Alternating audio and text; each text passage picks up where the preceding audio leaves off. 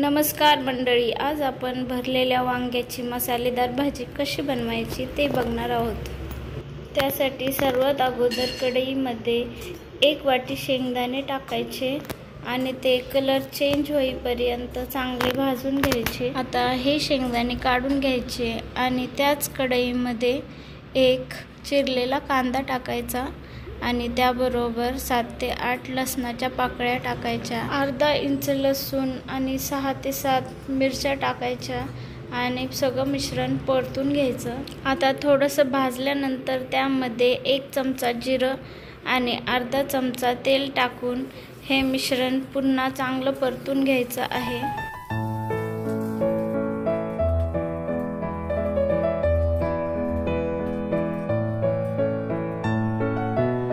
मिक्सरच्या भांड्यामध्ये शेंगदाणे, अद्रक, लसूण, कांदा, मिरची जे भाजलं होतं ते टाकायचं। त्याचबरोबर थोडीशी कोथिंबीर, अर्धा चमचा हळद, 1 चमचा धन पावडर आणि अर्धा चमचा मीठ घालून हे मिश्रण मिक्सरमधून बारीक करून घ्यायचं। आता एका पातेल्यात पाणी घ्यायचं आणि सर्व वांगी स्वच्छ धुवून घ्यायची। वांग्याला जी काटे असतात ते काढून घ्यायचे आणि वरचं देठ थोडंसं कापून घ्यायचं।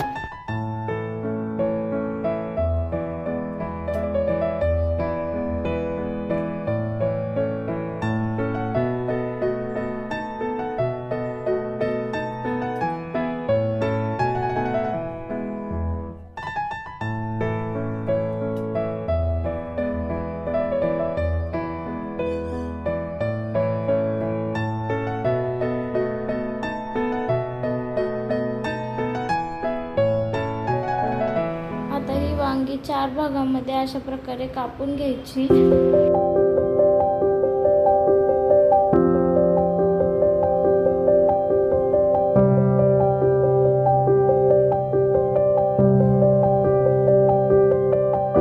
आता कापलेल्या वांग्यामध्ये आपण जो मसाला तयार केला आहे तो अशा प्रकारे भरून घ्यायचा।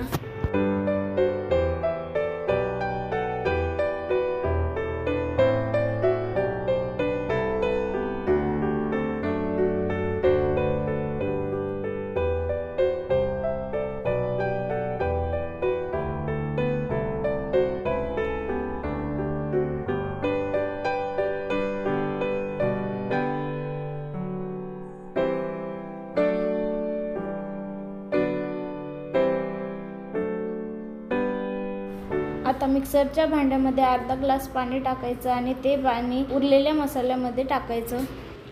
आता कढईमध्ये 2 चमचे तेल टाकायचं। तेल गरम झाल्यानंतर कढीपत्ता टाकायचा। कढीपत्ता थोडासा तडतडू द्यायचा। कढीपत्ता तडतडल्यानंतर त्यामध्ये आपण जी भरून वांगी ठेवली होती ती टाकायची आणि वांगी चांगली तेलामध्ये 2 मिनिटं परतून घ्यायची।